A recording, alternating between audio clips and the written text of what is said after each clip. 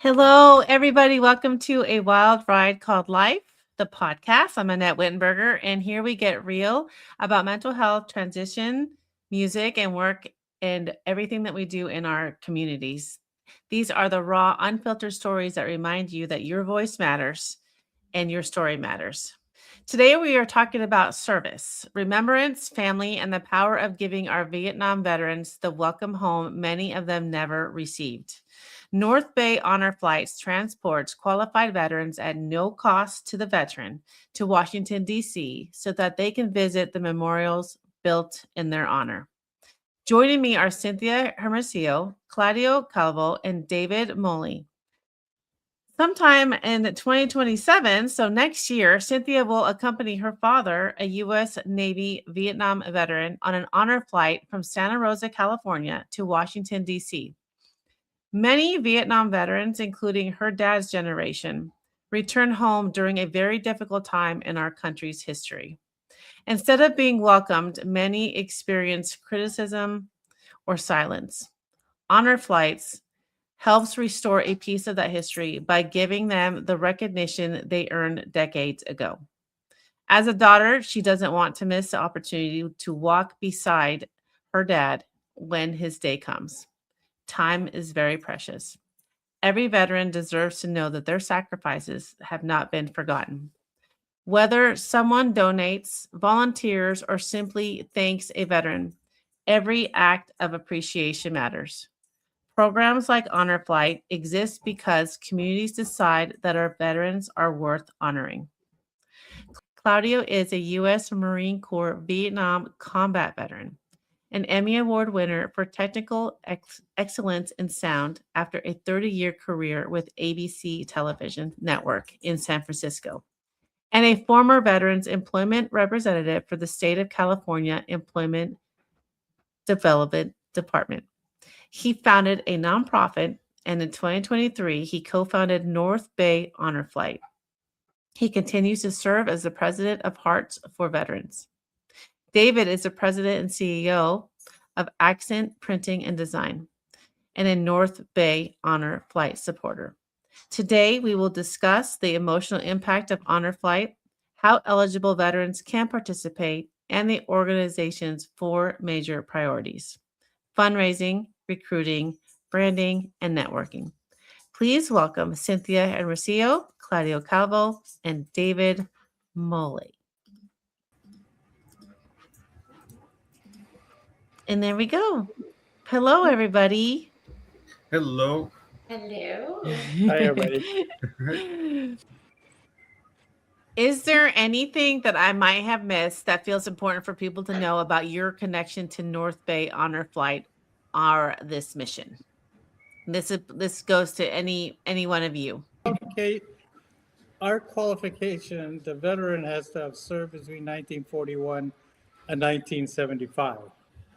So that includes Korea, and if we have a World War II veteran able to travel with us, then we take that veteran. Our inaugural flight last year, we did take a World War II veteran. He was a medic in the Army at the Battle of the Bulge. He was 102 years old. And from what I understand, he had a wonderful time, although he really didn't say much the whole time. But that is our qualification at this point, because there aren't any monuments built for after that period, although the Desert Storm Monument was just completed and dedicated, so we'll be expanding, or either that, we might have already started, but we're still working on mainly Korea and Vietnam. Wow. So before we start talking about more about the organization and your own personal stories, what does the phrase welcome home personally mean to each of you? Well, to me, as a Vietnam veteran, welcome home is more appealing or more apropos rather than thank you for your service. The first time I heard thank you for your service was after the Desert Storm.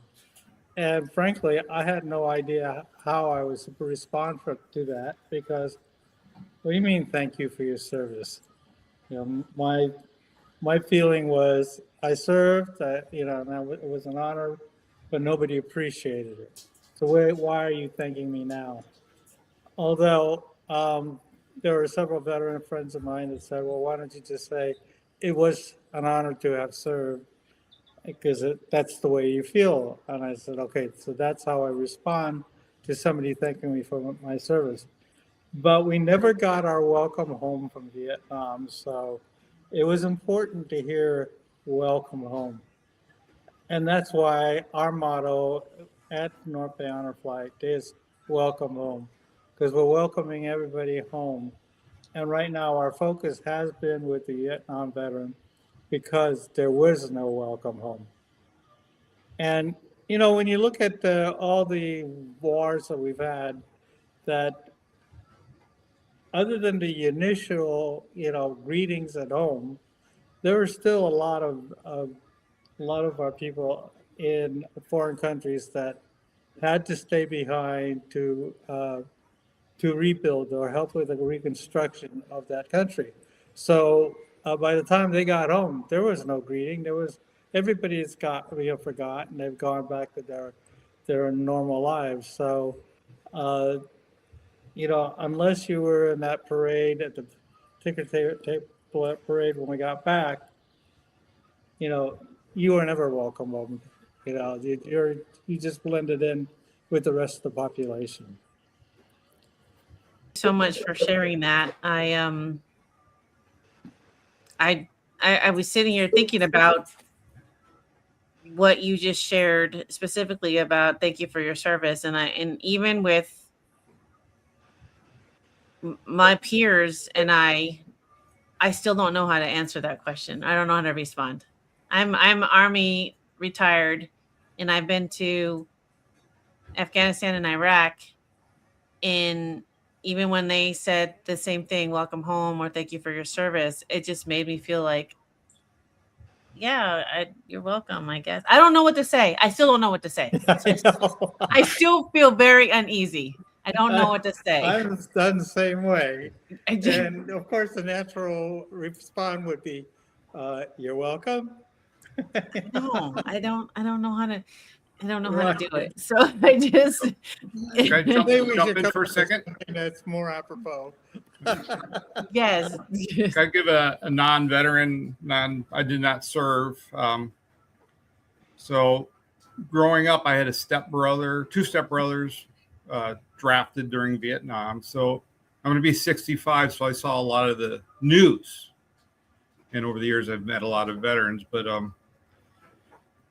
to your 2 points about not sure what to say, I didn't serve, but as a citizen, I have tremendous amount of respect for those who did.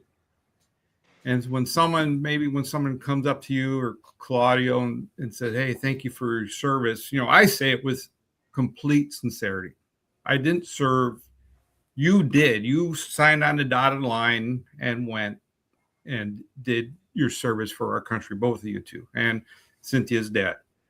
My father was a Navy veteran during Korea, but yeah, I do it all the time. I see veterans all the time, and I go, thank you for your service or welcome home. Just something to acknowledge that maybe it's more personal, but I appreciate what you folks did, that you stepped out. Claudio, he volunteered, but he could have been drafted either way.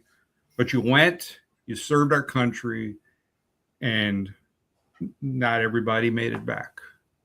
But for those, so I can't thank them, but for the ones that did make it back, all I can do is say thank you for your service, welcome home. So for me, that's my perspective on it. So Annette, Claudio, thank you for your service and welcome home. Again, I don't know how to respond to that. I truly do appreciate your perspective, David, because it is hard to. It's just hard hearing it, I guess, especially with everybody has a different experience when we deploy or when we serve. And so it's just, I think it just brings back memories of what we went through. So it's very hard to say thanks or you're welcome. Cause I get really awkward and I'll say, oh yeah, thanks. I don't know. I'm so weird. I don't know how to do it. But I appreciate that there are people like you who do sincerely mean it and who have such a heartfelt emotion behind it. So I thank you for that.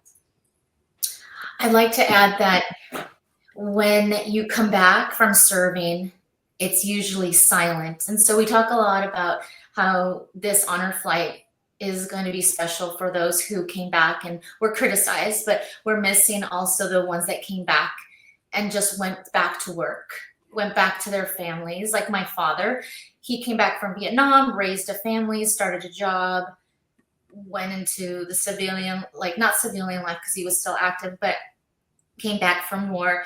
And I'm not sure if he was recognized or not. Like I wasn't there and he doesn't really talk about it. So it would be really nice to like, oh, Dad, this is how you're supposed to come home from serving our country and bringing patriotism back. So a lot of the things that maybe Annette and Claudio don't understand is you came back and raised a family and had a life back here and were kind of forgotten. And so when people want to say thank you for your service, you forget all the sacrifices that you did, not just for your own life, but everyone else that lives in the United States. So be proud of that, which you are, but next time it's like, oh yes, yes, thank you so much for this. Because like even though our words bring a smile to your face, it's just the way that we recognize you. Well, we weren't all that proud when we came back, at least in Vietnam, because we were hiding. We didn't want anybody to know that we had served, although our haircuts gave it away, and oftentimes we were still wearing our dress shoes, so that gave it away. But when I went back to college, there were a lot of guys trying to hide out by growing their hair long, and what stood out is they were wearing their field jackets, you know. So hey, you're trying to hide, but yet you're actually very visible. But that was one of the reasons we didn't want anybody to talk to us. We didn't want somebody to come by to spit on us, you know, because that happened to me when I came back from Vietnam. A woman at LAX spat on me and called me a baby killer. So we didn't want any of that. We wanted to hide because we knew it was unpopular. I mean, I even went to the Veterans of Foreign Wars to sign up, and their question was, "Are you a Vietnam veteran?" I said, "Yes," and they said, "We don't want you because you're a loser. You didn't fight in a real war, so we don't want you at all." That really upset me to no end. Because when I was in Vietnam, I was on guard duty and I was 19 years old, and I turned to my buddy and I said, "Hey, Vietnam is a foreign war, isn't it?" You know, dumb 19-year-olds. And he says, "I guess so." And I said, "Well, that means we're qualified to join the Veterans of Foreign Wars."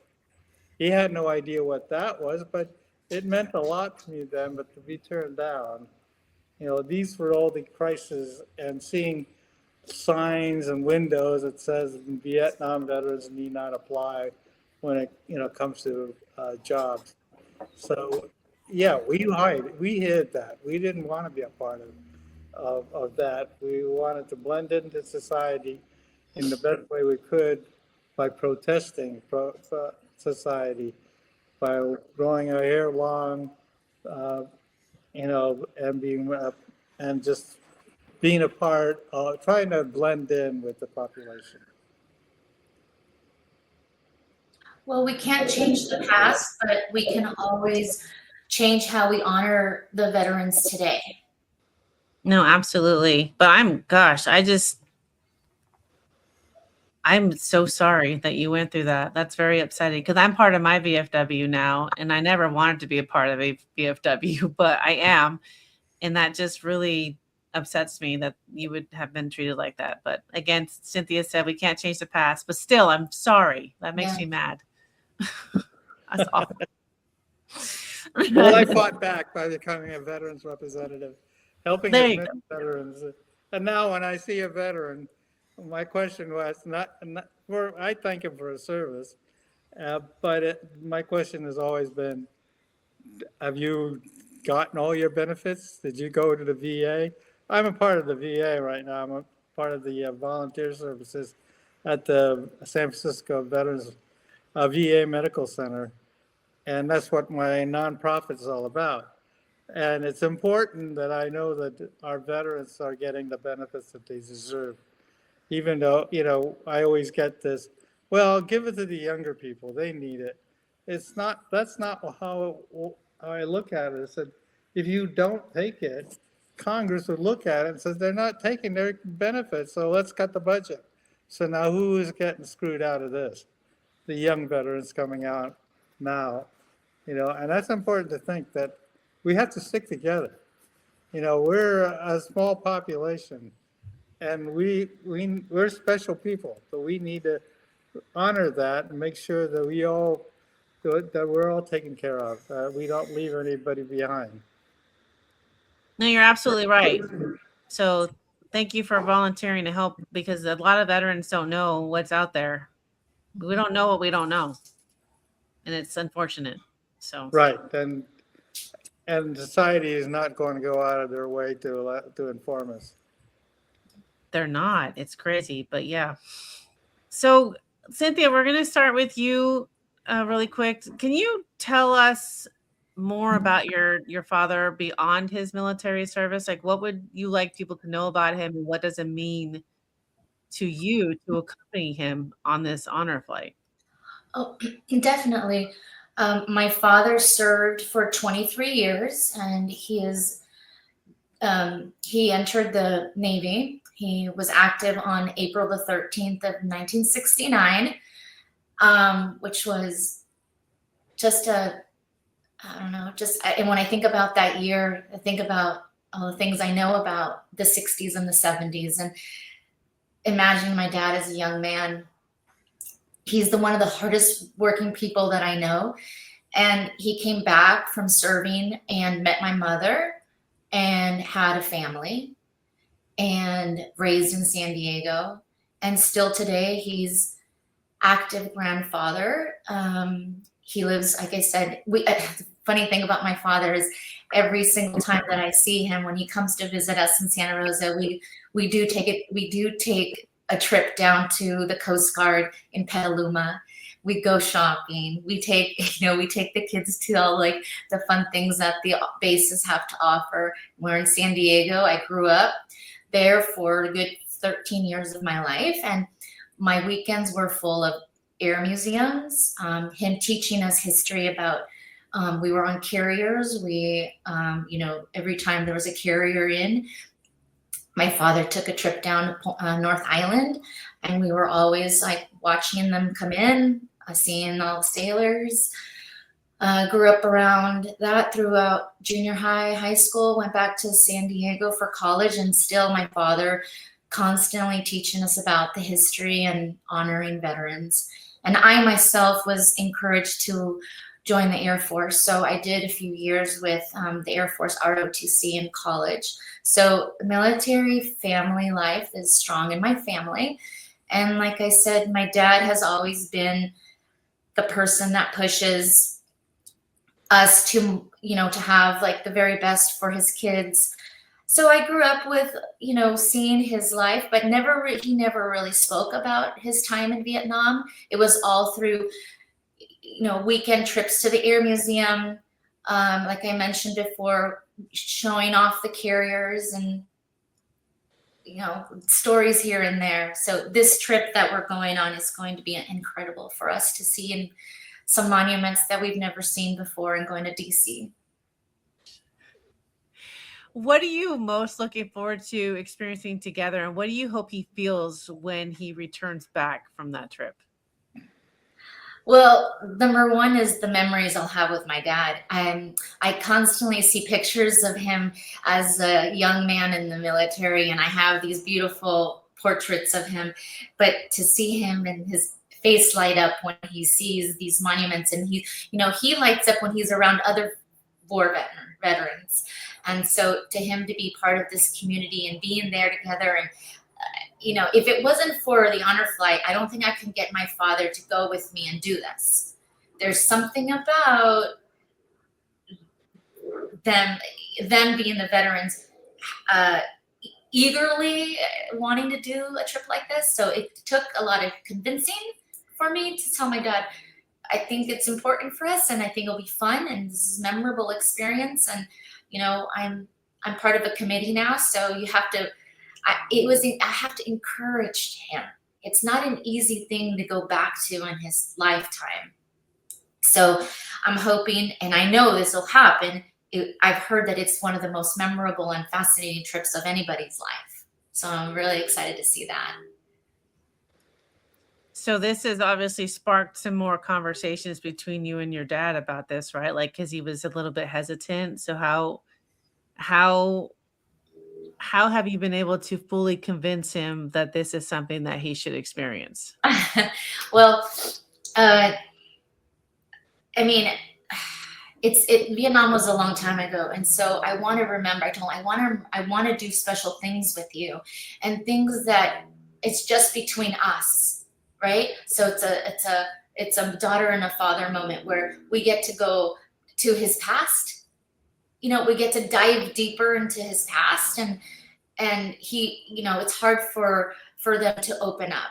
It's hard for anybody who went to Vietnam to open up. So I'm waiting for that and I'm waiting for the stories. And maybe sometimes he sits next to his other veterans and share stories, but then he won't share them with me. So it's fine. I just want it. Some people might open up and have more. He probably blocks a lot of things, and I want to see him open up more. I don't know because I haven't gone. So when we do a second session, I can't wait to tell you all about the experiences and the things that I learned through this travel with my dad. Claudio has been on this, and so has David. So maybe they have better stories, but for me, it's the unknowing of like what kind of stories I will hear from my father and how it'll bring us closer. It's such a beautiful moment though, to even be able to talk about it and convince him to do it, to show him that you as his daughter and as the family want him to get that experience of feeling like he's appreciated and welcomed back. Because I can't imagine. My father-in-law is a Marine, and it took him 40 plus years to finally even talk a little bit about his experience. Yeah. It was very difficult. And it's still hard for my kids to get stories from him because it was such a difficult time. So I can't imagine. Okay, Claudio, you're next. And I want to know, why did you join the Marines? Oh, you must have been talking to David. Well, growing up, my parents went through the Japanese occupation. I was born on Guam, a little island in the Pacific, and my mom used to tell us stories, and she was a great storyteller. And she would tell us a story during the occupation of Guam by the Japanese, the time where the U.S. was going to liberate Guam. So the Japanese knew that the U.S. Navy was going to flatten the southern part of the island. So they moved the population up to the north into concentration camps. There was there weren't any food or water. And it took a while for the U.S. to really land and move north. By the time they moved north, my sister was an infant and she was declared dead. But this U.S. Marine Corps sergeant saw my sister, picked her up, and took her to the Navy hospital and brought her back 2 weeks live and well and healthy. So my brother and I looked at each other and said, I want to be that Marine hero. And the two of us had enlisted. He went first. He was in Vietnam for 18 months, and I went after. Four of us, I have 6 brothers, and well, 6 boys, and 4 of us were in the military. One Air Force, the other one was Army, was drafted, and 2 Marines. So our family was dedicated with that. We knew that we were indebted to the United States and that we owed our lives to it, and that it was our obligation to serve our country. And not only that, we either you stayed in college, and even after you graduated from college, you were in danger of being drafted. The draft was pretty heavy back then. So in December of 1967, I wasn't doing very well because I was in a rock band in San Francisco, and we were really doing real good in the rock band, and I didn't concentrate on my education, so I was failing. And I knew, okay, if I didn't enlist now, the draft board would get me. And when I was in the boot camp, my mom called. I called my mom, and she said, "We just got a letter here that you were drafted." I said, "Mom, I'm in the service now, so disregard the letter." So I would have been drafted, but no, I've always wanted to be a Marine, so I did, and and even though I didn't come back as that hero, I did come back a lot wiser, and I learned a lot from the Marine Corps. And one of the things that I learned was never give up. Because most of my life I was told, you can't do that. You're just not good enough. Well, when I was transferring from the City College of San Francisco to San Francisco State, I went through an interview with the dean there. And he said that I had a bad reputation. And he said, well, you know what? You'll never make it in the industry, in the broadcast industry. So we don't even want you here. So I gave him the Marine Corps hymn and flipped him off and left. And I left college, and I did go to and got my FCC first class license. And I showed him. I went to and I worked my way up to ABC TV. And one day we were teaching a class at the college, at the State College, and it was a mayoral debate, and I was the sound man for it. And when the same professor that told me I would never make it in the industry, came around and pointed to introduce the crew, and I said, "You don't remember me, do you?" And he goes, "Well, no." And I said, "You told me I couldn't make it in this industry." Well, I've got an Emmy. I make 10 times more than you do. And apparently I am more successful than you are. Because remember, those who can do and those who can't teach. And he looked at his class and says, "See, I can be wrong." Wow. Okay, I love that story. And especially because you were in a rock band. What? That is see, I have a guitar, my first pink I guitar. see it, yes. I purchased that on R&R coming in between my assignment in Iraq, and I brought it with me. And so I secretly still want to be a rock star one day, but so that's really cool. I love that story so much. I have a couple of guitars here. I love it. Wow. Well, good on you for proving him wrong, because it's funny because my dad told me that women don't join the military, and I did it for over 17 years. So I was like, "Oh yeah." All right. First of all, I was like, "I'm doing it anyway."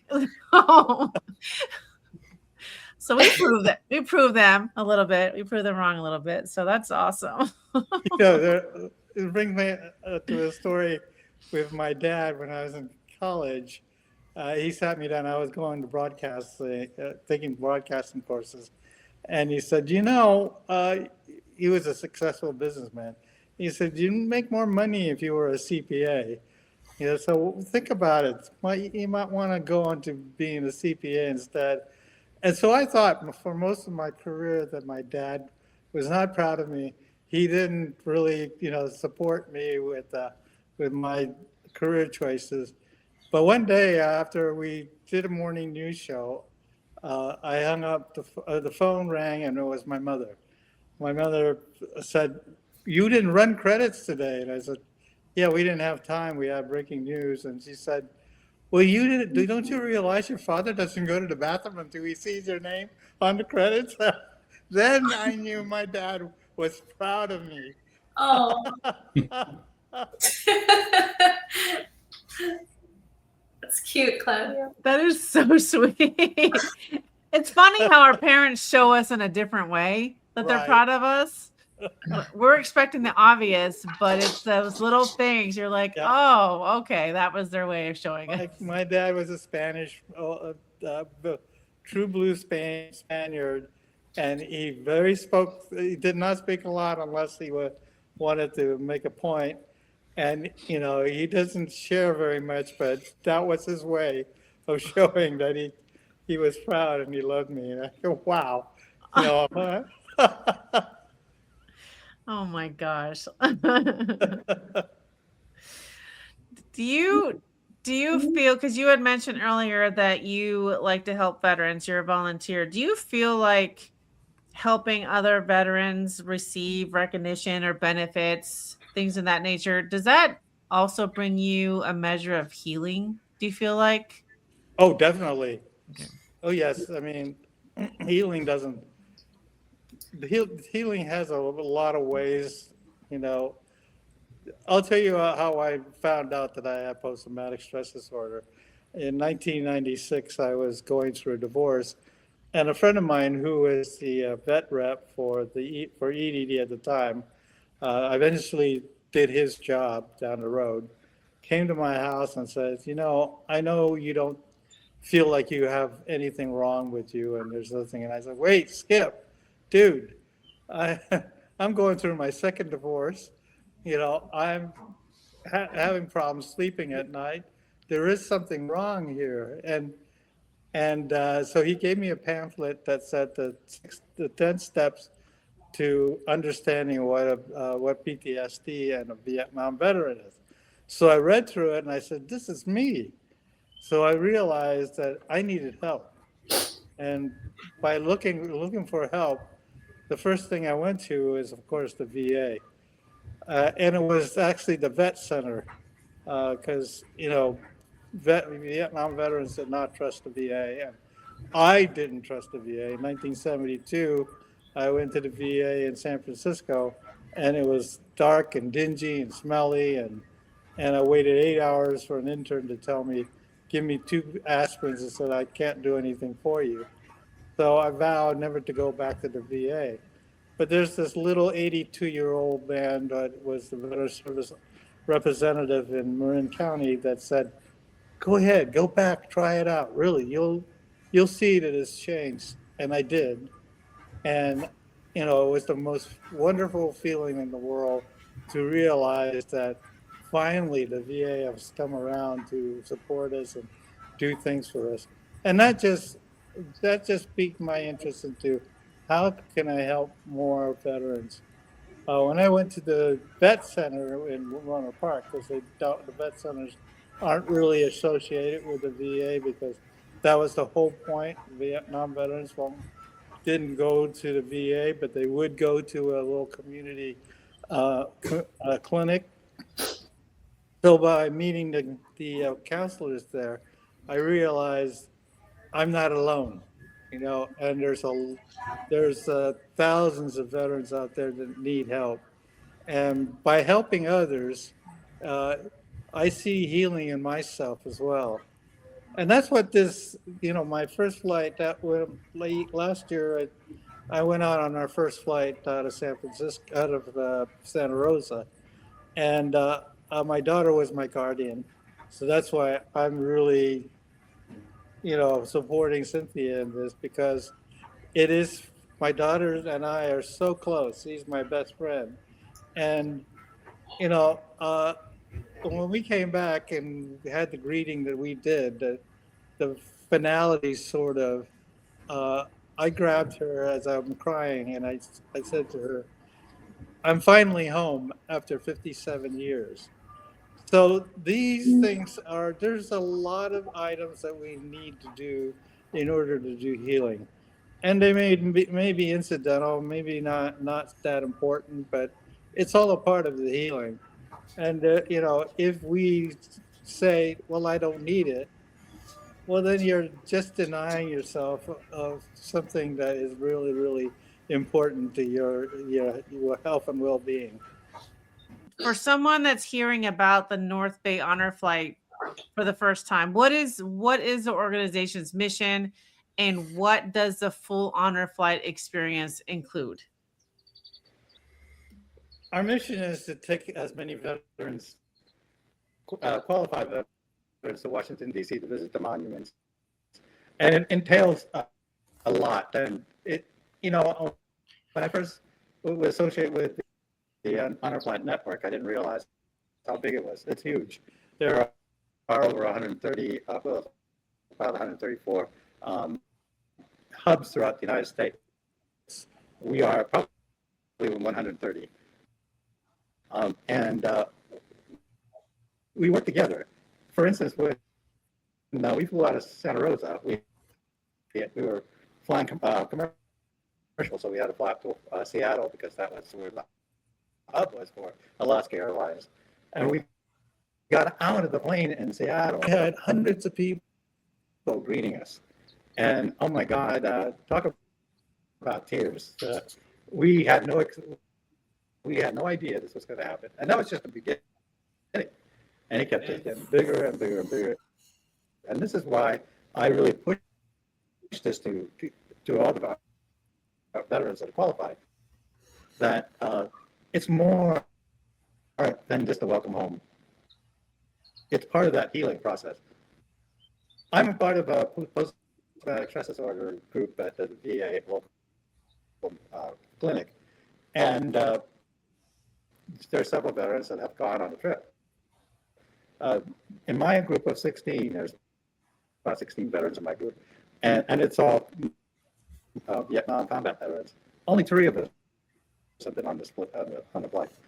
And our psychologist asked why. Well, this is important for your healing process, your mental health. And the answer he got back was, "Oh, we really don't need it." And why the heck are you here then? If you don't want to complete your process.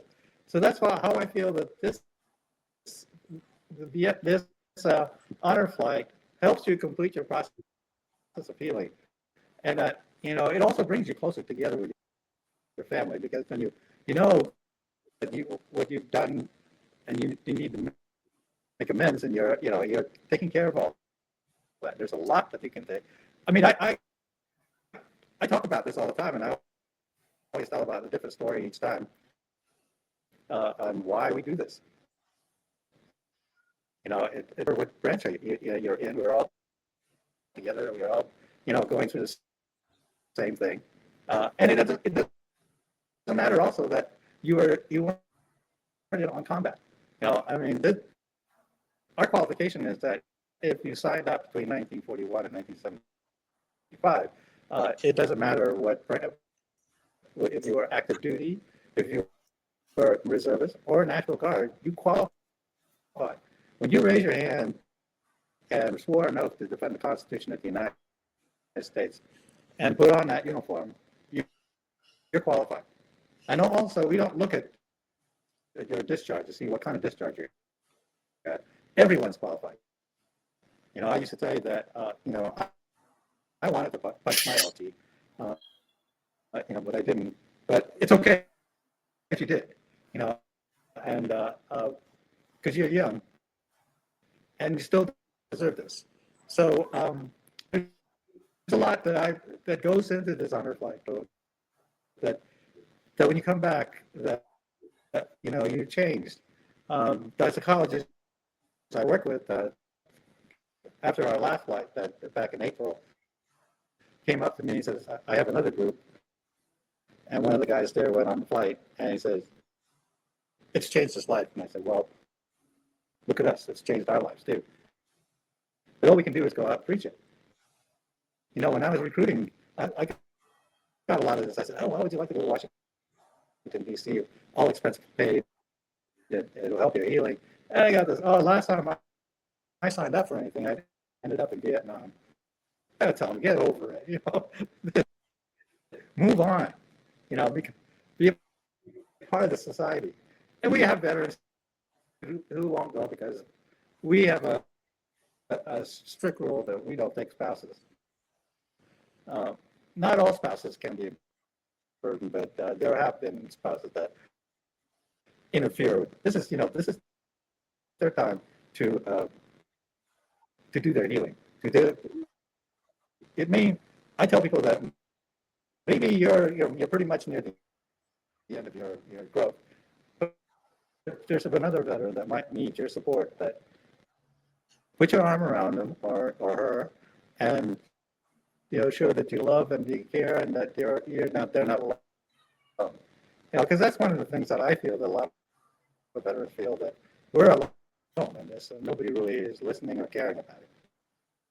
But there are a lot of people out there, and the one thing that you can count on is your fellow vet. I have deep respect for those who served, and I don't care what you were. You served. You did it. We're proud of it. And I guess I've gotten off track there again. But that's why we do this. When I heard about this in 2014, a friend of mine said, we did something that was called the Honor Flight back in Colorado. But when we have a chance, I'd like to bring it here. And I said, let's do it. Because anything that helps the vet in any way, will help the growth of our nation as well. And the healing process is really, really important. Because veterans don't talk about anything until the very end, and that's pretty sick. But could you tell me also, though, what accommodations and support are available for veterans with mobility issues, disability? Okay, so the veteran doesn't pay anything for it. So we pay for the airfare, the hotel, meals. That includes dinners at the hotel. It's a 3-day process for us because we're traveling from the West Coast. So first day is traveled, and we have dinner that night. And then we spend the next day, we get up and have breakfast. So again, that's taken care of. And the bus tour is also taken care of. So we're transported around. Oftentimes we have a motorcycle escort with the bus, and then we do the tour, have breakfast, or have lunch. When we have lunch out at the Marine Corps Memorial, or the raising of the flag of Iwo Jima, and we sit out there and have our lunch. And then we spend the rest of the day at World War II, Vietnam, and Korea. One of the most impacting things I thought was the Korean War Memorial. Having those troops coming out of the woods was really, really powerful. And it again, you thought, okay, and we're all a part of that. We didn't serve in Korea, but we had a gentleman on our flight that was at the Chosin Reservoir. So there's pieces that go along with all that. So after our day of touring, we go back to our hotel, we freshen up, and then we have dinner. And the dinner entails a lot. We begin to share share things. The veterans get up and talk about themselves and where they're from and what they did. And then we get what we call mail call. We get letters from home, reminiscent of the mail call that we got when we were overseas. We did. I know you probably had you at the internet, and you didn't have to wait for a letter from home, and we had care packages. So we incorporate that, and most of the letters come from students and kids and from family and friends. So that's all included. And then we get on the plane the next day after breakfast, and we fly home. And again, we have lunch. We take care of everything. The guardian does have to pay because, it's really expensive to pay for everybody, so especially since we're paying for the veteran. And the greetings that they get home, I'm not supposed to tell people this, but that was the climax of the whole thing is when we get home.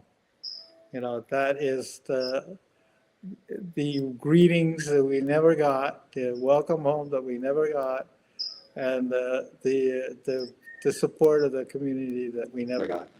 We get that at the end of this journey. And again, the veteran does not pay for anything. The veteran, actually, the guardian takes care of everything for the veteran, because the veteran isn't even. I wasn't allowed to carry this flag. My daughter wouldn't let me. She wouldn't let me carry a bottle of water. She wouldn't let me do anything except for just enjoy and be treated with respect. She even got my food for dinner and all that. And that's what the guardian does. By the way, it's hard work, but it's worth it. Because my daughter and I are so close, a lot closer together today. But how can individuals or businesses or community organizations, how do they get involved to help sponsor an event, or support a flight or host a fundraiser? Like what does that entail? How can people help? Well, we do fundraising. We do. I'm now an ambassador, so I go out and recruit veterans, and we get the word out mostly by word of mouth, and sometimes through radio and the media, but mostly the word of mouth. When we were being critiqued for our first flight by the network, one of the critiques that came up is that I had recruited a lot of veterans.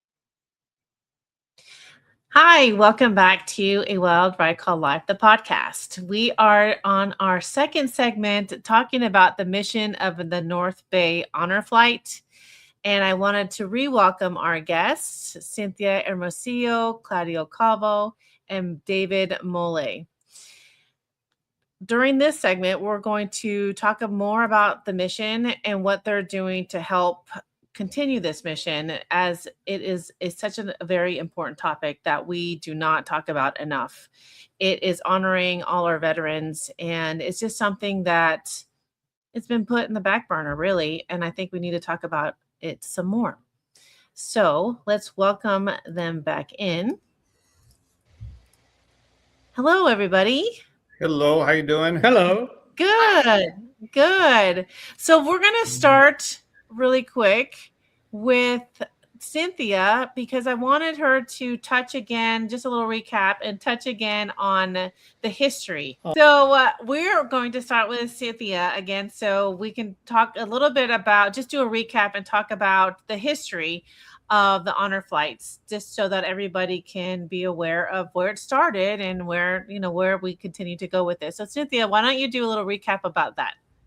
Yeah, no problem.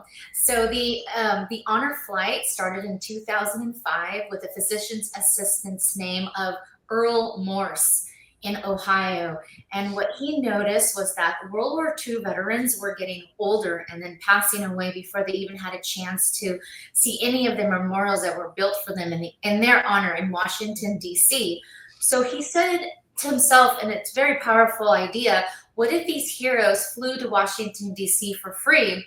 So the first honor flight, actually, he took 6 World War II veterans from Ohio to Washington, D.C., and they were from the help from volunteers, volunteer pilots, their planes, their volunteers also donated their time, and the veterans paid nothing.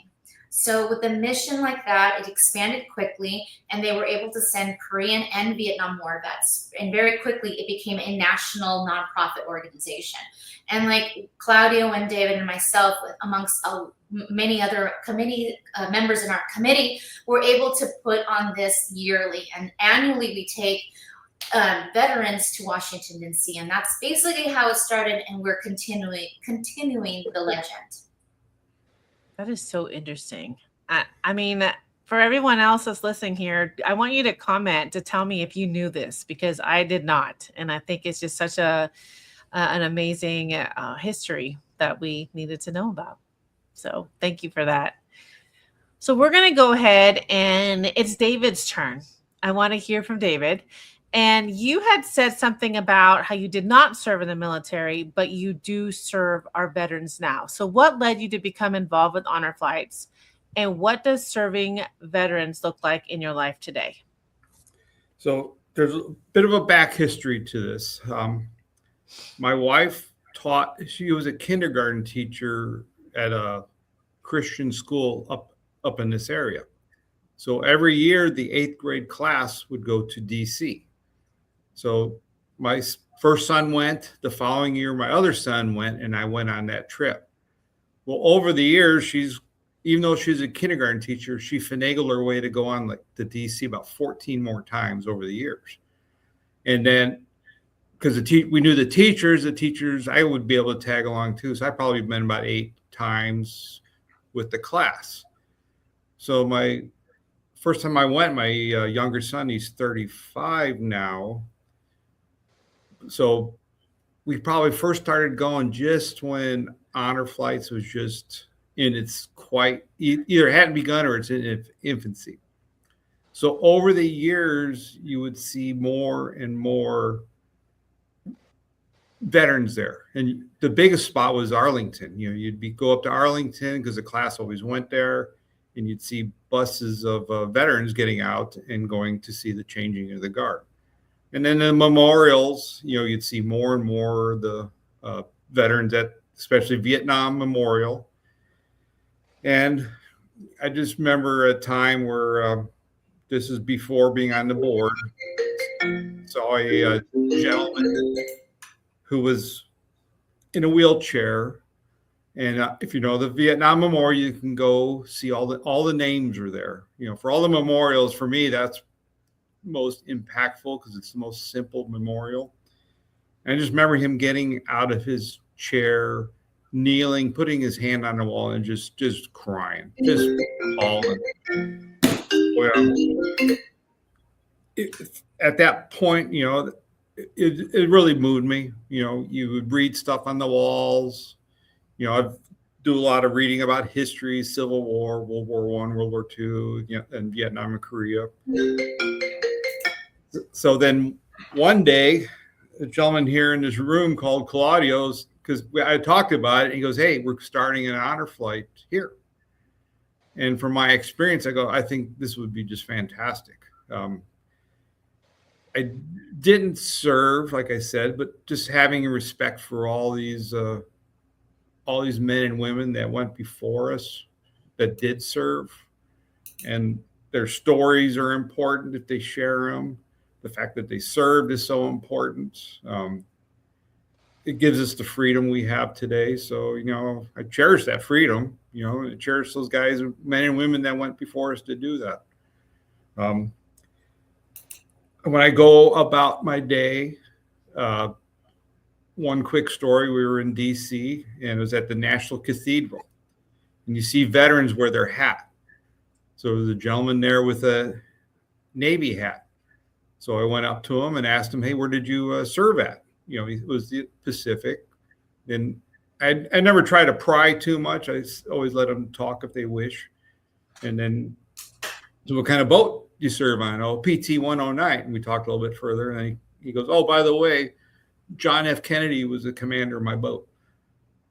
And there's stories out there. I've had more just like, "Oh my gosh, you were there at certain times." So no, they're those folks that come before us have stories.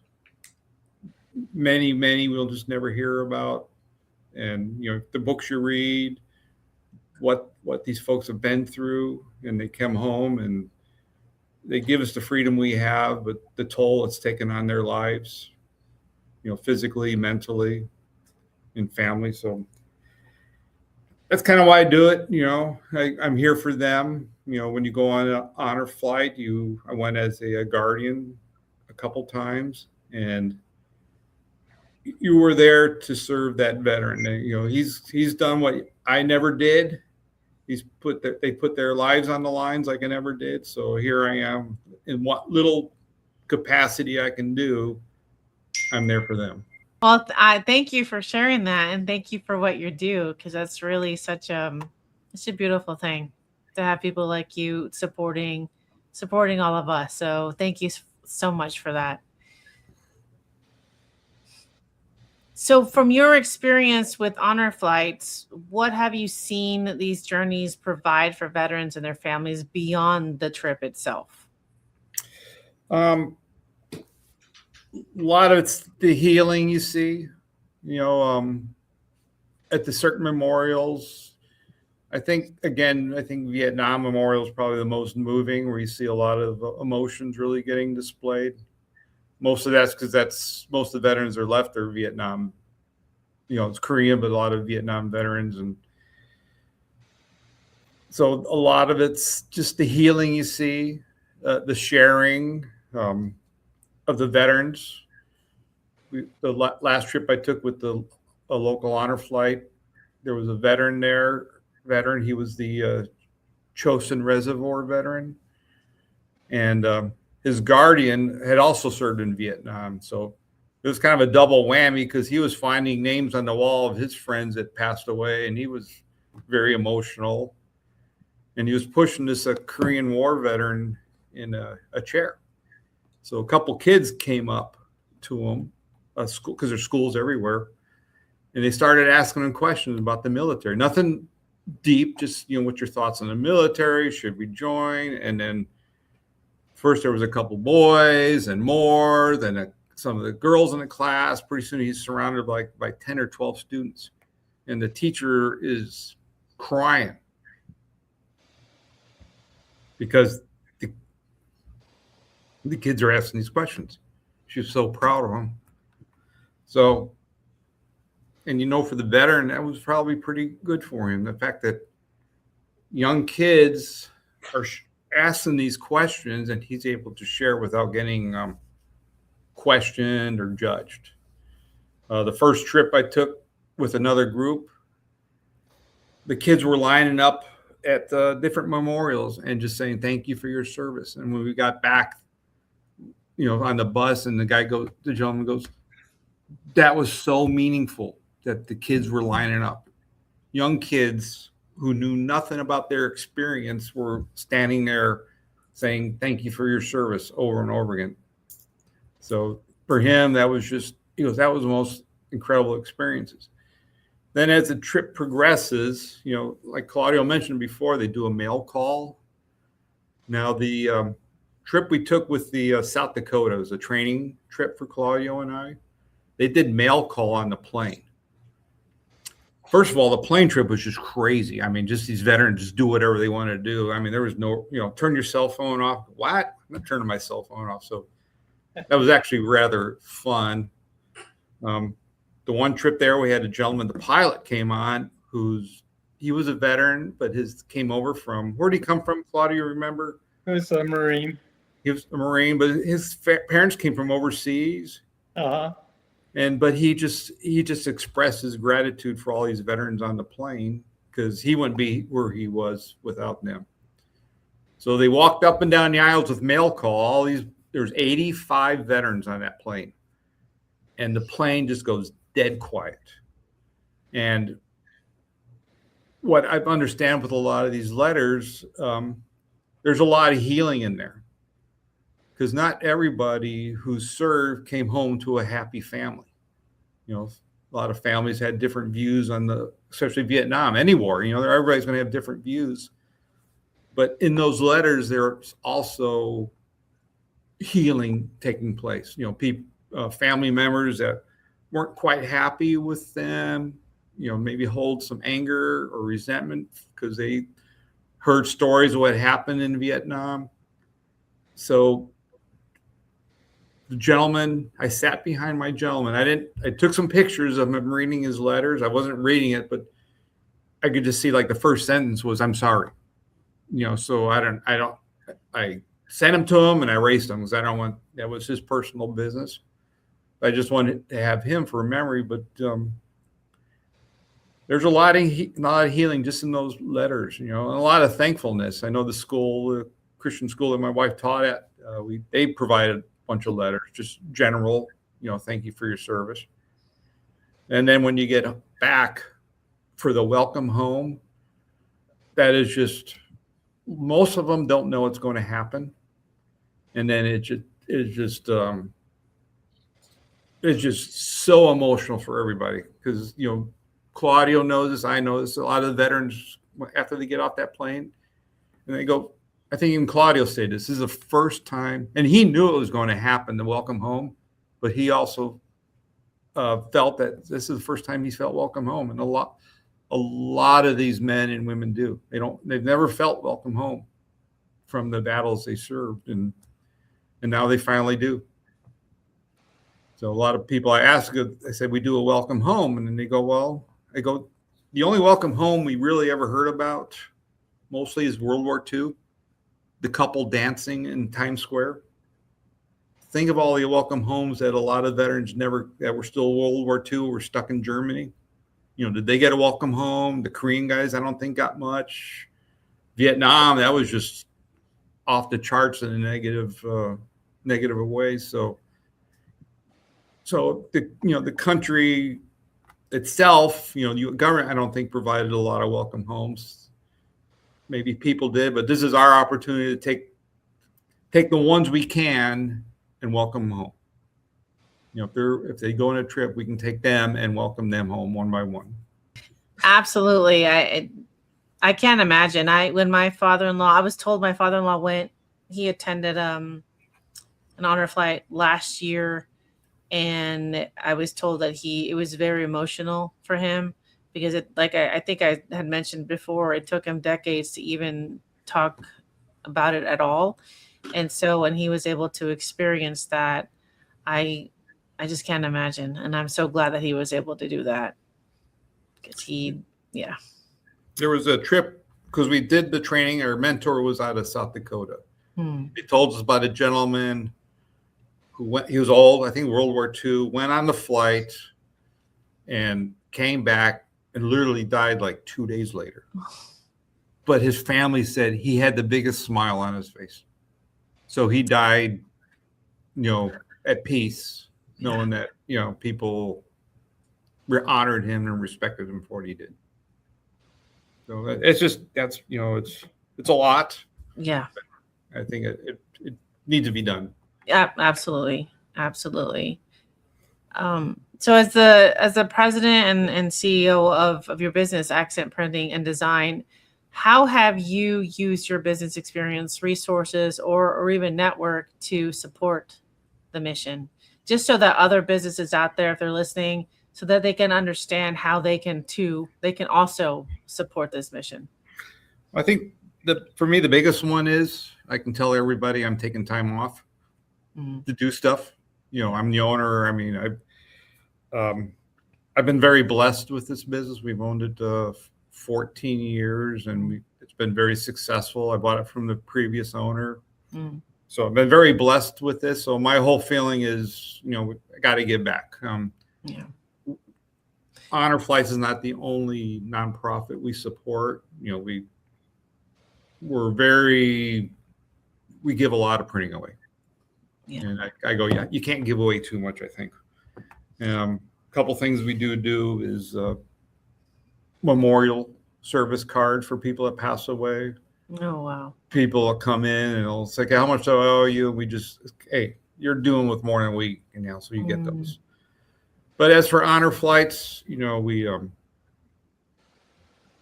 since I'm out with the public a lot, different events, it always comes up in conversation.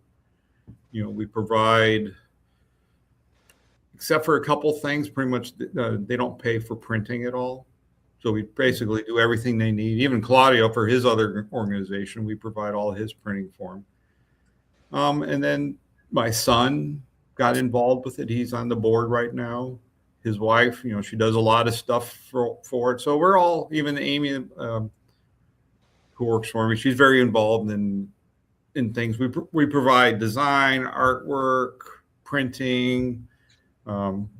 We have the forum to get the word out, networking. Like this past, everywhere I go, any networking things, I got my business cards and I got the golf tournament business cards on the other hand. So not only do I talk about printing and say, oh, you know, my son's doing this golf tournament. Do you play golf? And the people say, no. I said, well, it's about time to learn, don't you think? But, you know, I'm out there trying to promote the golf tournament either through getting golfers, sponsorships. You know, I'll tell people, hey, we're looking for golfers, sponsorships, and big checks. So pick one of the three or all three. So, and then and the big one is, for any time you do anything you do like this, you're involved with a nonprofit. My wife's extremely supportive because she's been there. She's seen Honor Flights. She knows what it's all about too, and she understands the need to support the veterans. When I grew up in the 70s, I remember late 60s, my stepbrother was drafted. I remember sitting at home and were they doing the ball? They were rolling the balls or something. They're pulling a number out. So I remember his number got pulled. He ended up going to Germany. So my dad was a Korean War veteran. He never served on a ship. He was in the Navy. I go, how'd you do that? He goes, every time my name came up, someone put it on the bottom of the pile. So he served. My grandfather, Southern Illinois. From what my mom's told me, he was a coal miner. So he didn't have to go serve because they needed coal for the war. So he was but you know, that ended up black lung disease eventually killed him. But so there's a small history of my brother was in the Navy. I did a Tiger cruise in the early 80s, flew to Pearl Harbor and came back in a week. And that point right there was probably, it changed my perspective of military folks, because we were out in sea and the captain came on and said, okay, we're going to call a couple general quarters.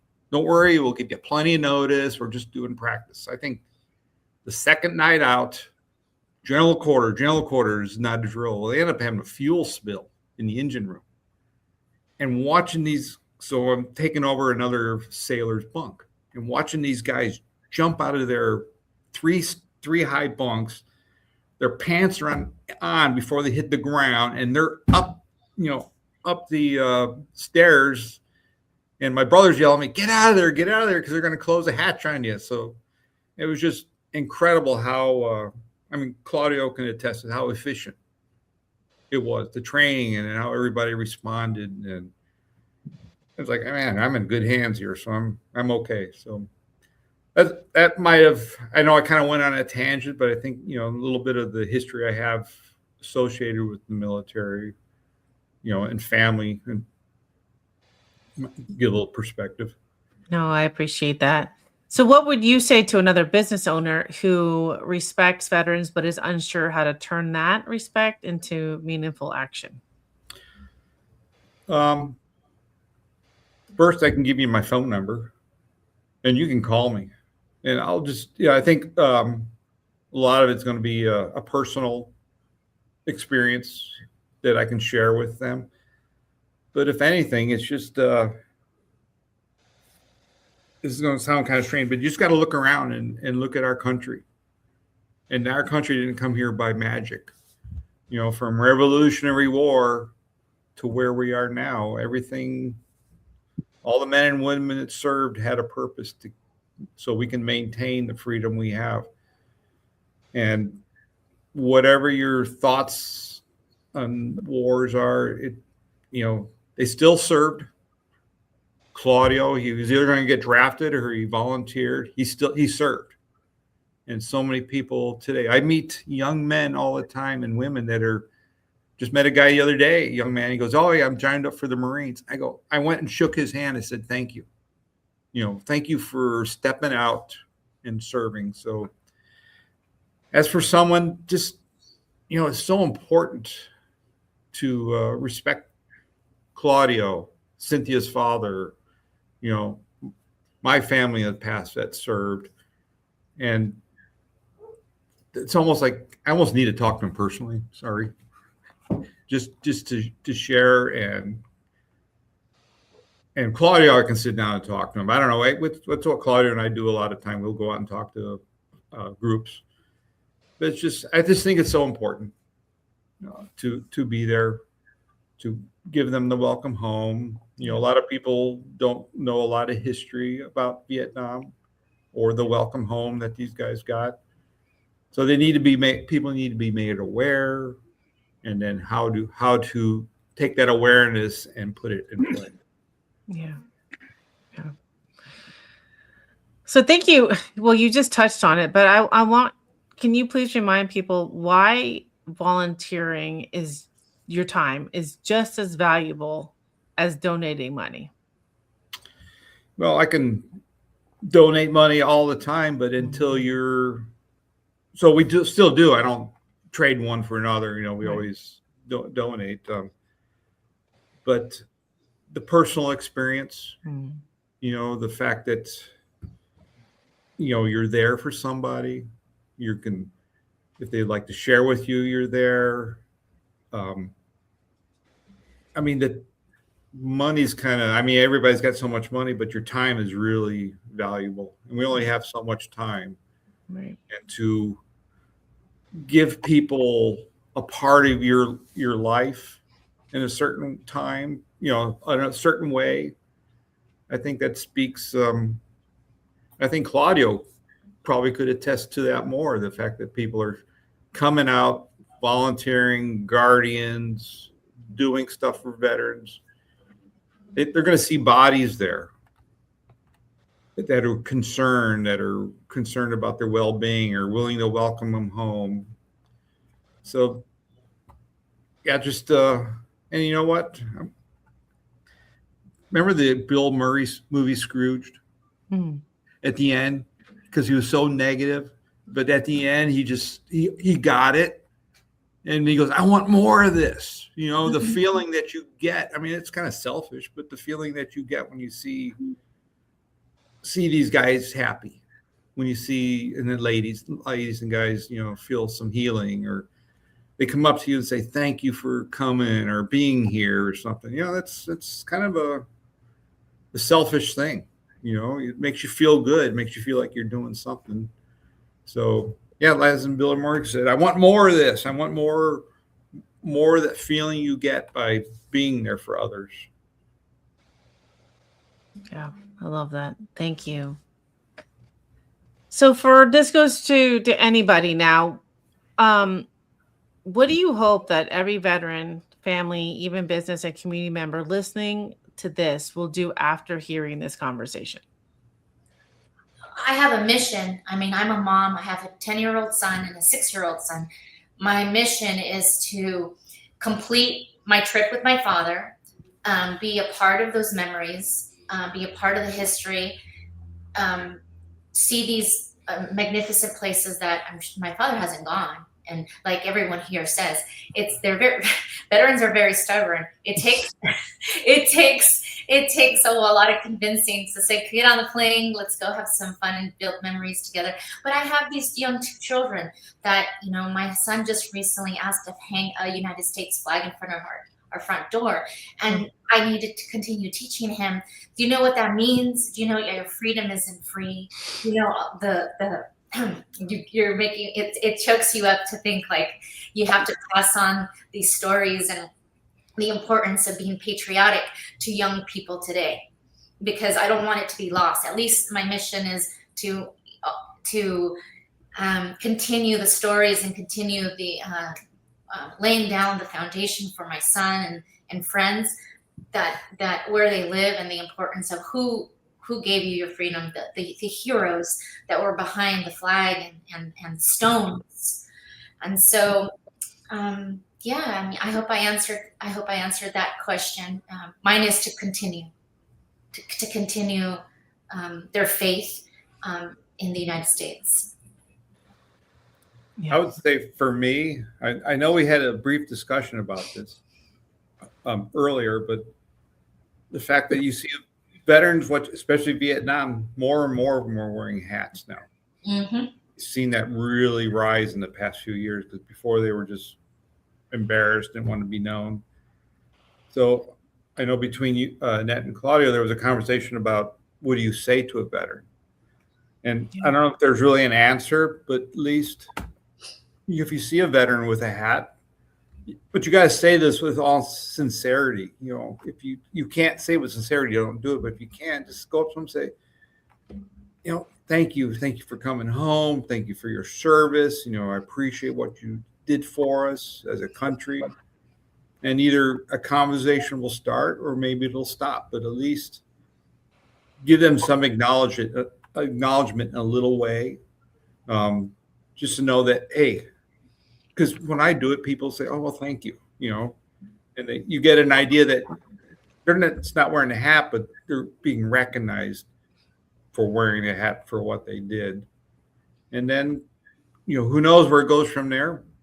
Maybe you'll get a story, maybe it'll be nothing, maybe you'll make a friendship, but at least acknowledge, when they're out there, because there could be a good story in there somewhere hidden deep down that they're willing to share, and you'll get your socks blown off by what they might tell you. Maybe I should start wearing one. Yep. Yes, you should.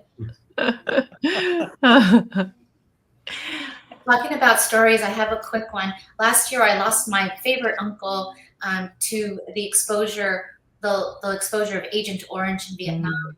And so he was 82, and I was at a ballet academy performance for my niece, and I had to rush. I had to rush out. I was actually charity. I was donating a weekend at our vacation rental in Sonoma County, and I said I was there to promote the charity of the ballet academy, but I had to rush out, and I had a great conversation with the man. And speaking about stories, I said, I'm sorry, I have to rush. My uncle is passing away right now at the Vietnam hospital in La Jolla. And he was like, what are you doing here? And he said, my father died at 40 years old. I lost my father when he was 40. You're lucky you have your uncle that long. So just by being open, and I think David touched on it, you never know what stories you get. Like, I was on my way to take care of my dying uncle, and I had no idea how he was exposed to the Agent Orange in Vietnam. 82 years, and I'm 50, and I'm thinking he never once shared these stories with us. I would have loved to take him to Washington, D.C., but now I get a chance to take my own father to that and hopefully hear the stories behind. But quickly, he wasn't in combat when he was exposed. It was on the ship in the Navy where it had spilled. And not until he was on his bed rest did we find that the story was because he had to clean the Agent Orange on the ship. And I'm sure in Vietnam, when he was on the ship, there wasn't any protective gear or masks or anything to help them. So he was exposed, and then it went into his lungs because he wasn't a smoker. So we were lucky to have him for all that much longer. But at 19, 20 years old, being exposed to that, who knows his sufferings, or who knows what went on in his mind and in his health and in his life, because he never shared it with us. And so he was buried now at the memorial in Miramar, and he happily is buried there because that's what was one of his wishes. And again, it's teaching the people and the youngsters and my children, and the tradition goes on that they're not just stones and monuments and a flag. There's a person behind and a hero behind every one of those. So this is why it's important to be part of this podcast, and hopefully the listeners out there, even if they're not Vietnam or veterans, or they're like person like me who has children, to share stories. So I hope that reaches a few people to say thank you to veterans, and like David said, you're getting a story out of it. I do love that, because you just never know.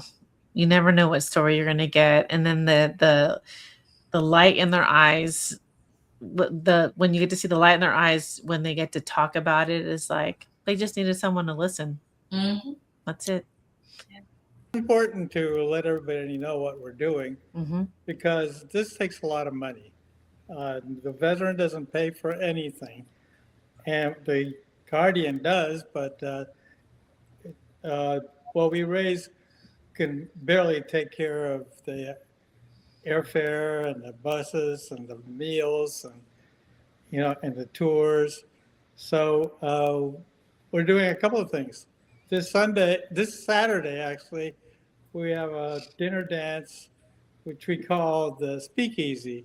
You come in costume during the era, and then we have dinner and dancing, and we have a band, and then there's an auction at the very end.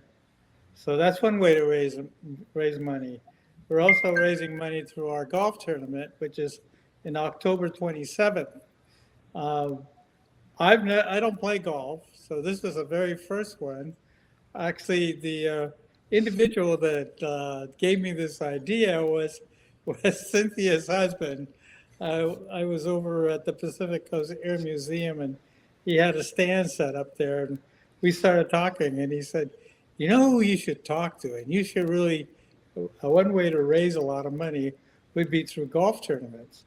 I told him that I have no idea how to do this, and he suggested that I talk to his wife, Cynthia.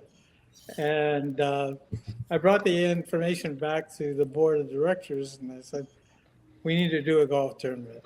I have no idea how to do it, but I know somebody who can help us out.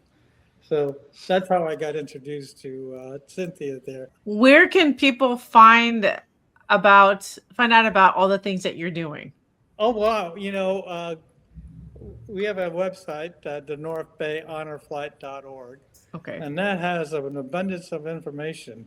They can make donations, they can find out, they can sign up as a veteran. And that's important, because we don't just, if a veteran wants to go, we can't read their minds, and we don't know if they're willing to until they fill out this. But the problem that we have with veterans of my age and younger or older is that they're, computer illiterate. So we need the younger generation to help the older generation to get registered and to attend. Oh, definitely. That's why we ask the sons and daughters to, help your dads out or your moms out. Actually, the moms are very, very good at doing it. So it's the dads. Not only stubborn, I don't want to learn that. Well, anyway, going on to our website, you are able to make a donation. I have this continuing donation that they are taking out of my account every month so that we can keep doing this. It does take a lot of money. It does, but we do need also a lot of volunteers because it's a lot of work, and having the community behind us is what we need to do. And we're only covering Sonoma County right now, because it's a good distance to go up to Humboldt County, or even down to Marin County. It's a lot of traveling, and we don't have that many people that go around recruiting. Most of the time, I do the recruiting, and David helps me out on. Are you also on other social medias like Facebook or Instagram? Yes, we are on Okay. Facebook. No, but email me or call me or text me. I can do those. If a veteran sees this podcast in another part of the state, Mm-hmm. the national website is honorflight.org. Okay. They could go there to find the local hub Okay. to take a flight. Okay. We are limited to our area for veterans. A veteran can come here and want to take a flight, but we can't go to somewhere else and Sure. grab a veteran. So I would. Sure. So if another veteran hears this and is interested, go to North or honorflight.org, and they'll have a list of all the hubs, or they can place you somewhere that, if you really want to do this. And then I think the most credible thing is going to happen on the next flight, because Cynthia is going with her dad. Yes. The most incredible flights we see is a daughter with a dad. It is just, yeah, you have Claudio and his daughter. I mean, I see veterans all the time. And I say, you got a daughter or a granddaughter? Take your daughter, your granddaughter. Yeah. It's probably one of the most, I don't have any daughters. Well, go find one. But no, a daughter and a dad going on this trip. There has been daughters and moms, but the most amazing thing I see is just the bonding between a daughter and a dad on this trip. It's just Cynthia, I think this will be great. It's going to be an amazing experience for sure.